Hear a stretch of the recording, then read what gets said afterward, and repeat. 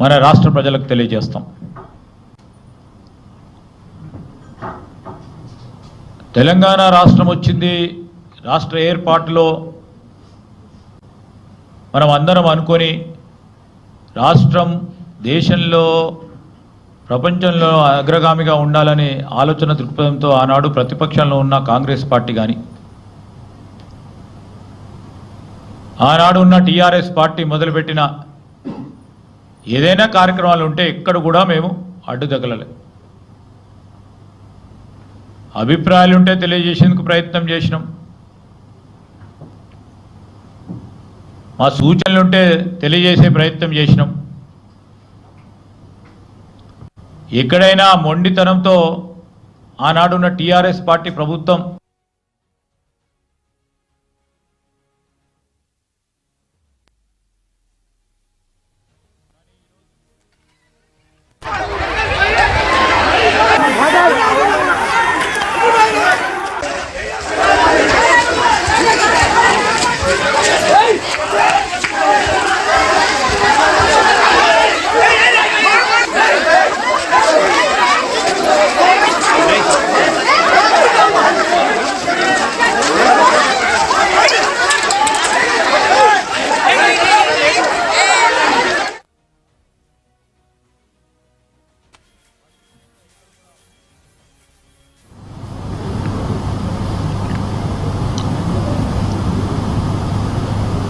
అప్పుడే ఆ విధమైన జోక్యం చేసుకొని ఉంటే రాష్ట్ర ప్రగతికి విరోధులుగా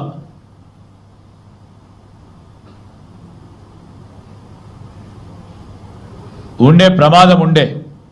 కానీ కాంగ్రెస్ పార్టీ పక్షాన తెలంగాణ రాష్ట్రం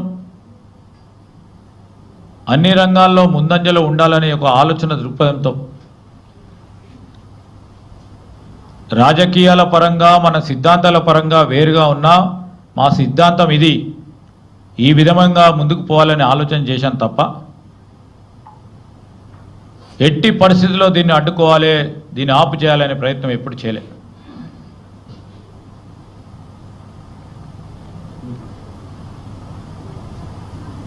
స్పష్టంగా చెప్తా ఉన్నాం.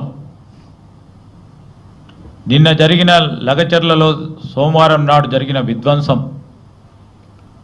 ఉన్నత అధికారులపై దాడి వెనకాల ఎవరి కుట్ర ఉంది,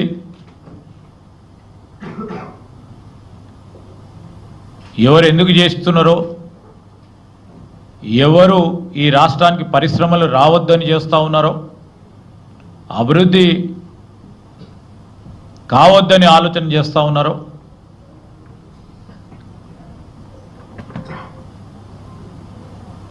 మన నిజాయితీ పరులు అమాయకులైన రైతు సోదరులకు సంబంధించిన వారి ప్రయోజనాల గురించి ఆలోచన చేయకుండా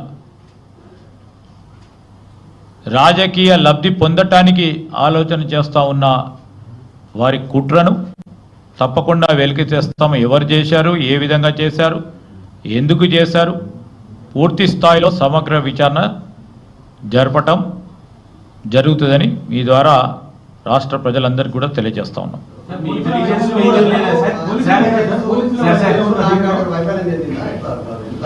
ఈరోజు మా విచారణలో ఎవరి వైఫల్యం ఎందుకు జరిగింది అనే దాంట్లో ఆ కోణం నుంచి కూడా ఎక్కడైనా వైఫల్యం చెందితే వారిపైన కూడా యాక్షన్ తీసుకోవడం జరుగుతుంది.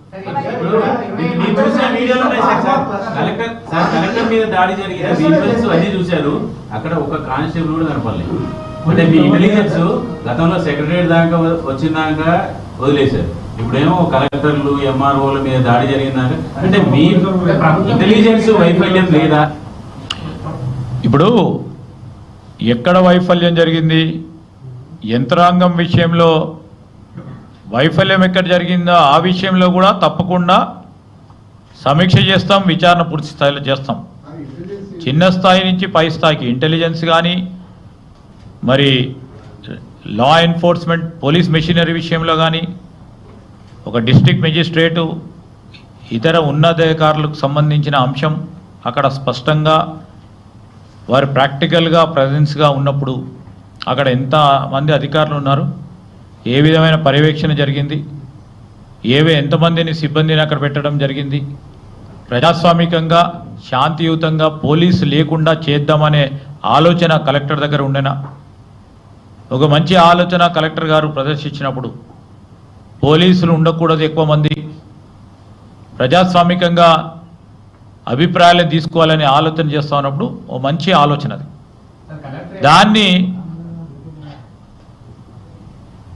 ఇతర మిత్రులు దీన్ని భగ్నం చేయాలనే ఆలోచన ఉంటే ఆ కోణంలో ఆలోచన చేస్తాం, ఈ కోణంలో కూడా ఆలోచన చేస్తాం. ఇప్పుడు వేరే వాళ్ళు దాన్ని అడ్డుకోవాలనే ప్రయత్నం చేస్తున్నప్పుడు ఇంటెలిజెన్స్ చేసే పని అది కదా సార్, ఇలా జరగబోతుంది అని చెప్పి కలెక్టర్ మంచి ఉద్దేశంతో పోవచ్చు. లాస్ట్కి కలెక్టర్ కూడా చెప్పాడు మా రైతులే మన రైతులే అని చెప్పి, ఆయన విచారాలని యాక్సెప్ట్ చేయాల్సిందే. కానీ మీ ఇంటెలిజెన్స్ అక్కడ ఒకటి జరుగుతుంది ఒకటి జరగబోతుంది అనే విషయం తెలుసుకోకపోతే మరి ప్రభుత్వాన్ని ఏం అంటున్నట్టు డెఫినెట్లీ ఎక్కడ లోపం జరిగిందో మేము వెనకాడబోము. ఎందుకంటే వి విల్ ఆల్సో మేము ప్రభుత్వం సంబంధించిన యంత్రాంగానికి సంబంధించిన అంశం విషయంలో లా అండ్ ఆర్డర్ విషయంలో ఒక స్పష్టతతో ముందుకు పోవాలనే ఆలోచనతో ముఖ్యమంత్రి గారు స్వయాన హోంమంత్రి గారు కూడా వారు అనేక సందర్భాల్లో చెప్పిన ఏ కోశాన్న కూడా లా అండ్ ఆర్డర్ ఈ రాష్ట్రంలో దెబ్బ తినొద్దు, శాంతియుతంగమైన వాతావరణం ఉండాలి.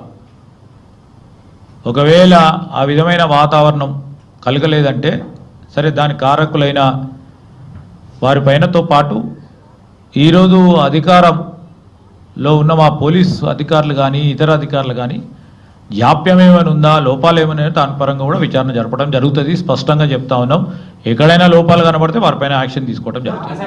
ప్రజాభిప్రాయ సేకరణ అంటే భారీ ఎత్తున బలగాల్ని పెడతారు, జనం ఎట్లా ఎమోషన్ తో ఉంటారు, ఆ ఎమోషన్ క్యారీ చేసినట్లేదు ఆ పోలీసులు ఒక్కరు కనపడలేదు. వీడియో అదే పూర్తి స్థాయిలో అందుకోసమే చెప్పాడు సార్ మీ ఐజీ దాని మీద ఏమైనా ప్రిలిమినరీ ఎంక్వైరీకి సంబంధించిన అంశాలు వారు ప్రస్తావన చేసిండ్రు.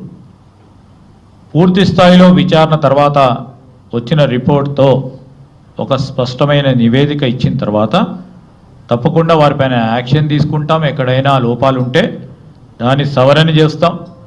రాష్ట్రంలో ఈ విధమైన ఇంకో మారు ఎక్కడైనా చిన్నగా జరిగిన ఊరుకునే ప్రసక్తి లేదు.